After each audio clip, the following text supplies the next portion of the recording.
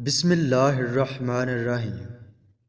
آج ہم داتا علی حجویری رحمۃ اللہ علیہ کی زندگی کا جائزہ لیں گے کہ آپ نے ساری زندگی شریعت مصطفیٰ صلی اللہ علیہ وآلہ وسلم پر عمل کیا اور ایسا عمل کہ پیشوائے شریعت و طریقت بن گئے اور لوگوں کو معرفت الہی کا سبق دیا۔ حضرت سید علی حجویری المعروف داتا گنج بخش رحمۃ اللہ علیہ 400 ہجری کو پیدا ہوئے اور 465 کو آپ کا انتقال ہوا۔ آپ کے لاہور آنے کا واقعہ کچھ یوں ہے کہ آپ غزنی میں دن رات عبادت دریافت میں مصروف تھے اور وطن چھوڑنے کا دل میں کوئی خیال تک نہ تھا۔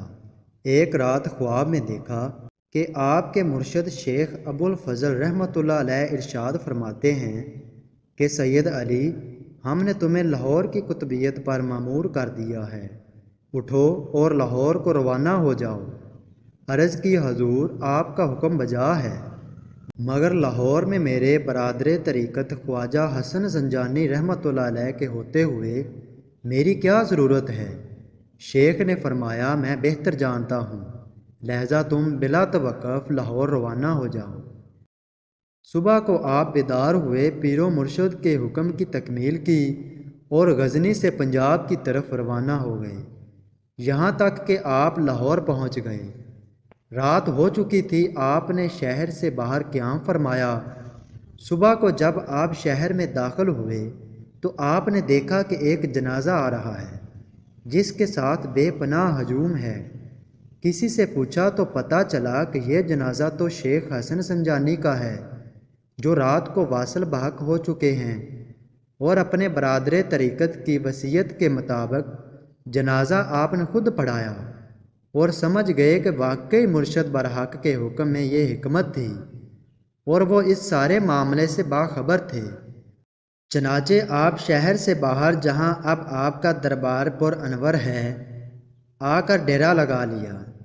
جب لاہور کے گورنر راجہ راؤ کو پتہ چلا کہ حضرت علی حجویری رحمۃ اللہ علیہ یہاں پہنچ چکے ہیں اور انہوں نے تبلیغ کرنا شروع کر دی ہے، تو غضبناک ہو کر سپاہیوں کو حکم دیا کہ اس فقیر کی جھونپڑی کو جلا کر اسے شہر سے نکال دو۔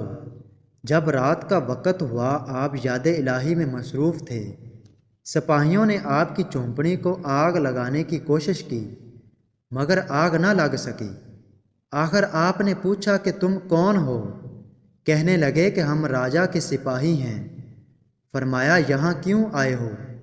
کہنے لگے، ہم تیری جھونپڑی کو آگ لگانے آئے ہیں۔ آپ نے فرمایا، لگاؤ۔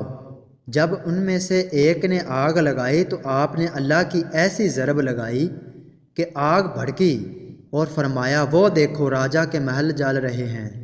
سپاہیوں نے دیکھا کہ آگ واقعی ادھر لگ گئی ہے۔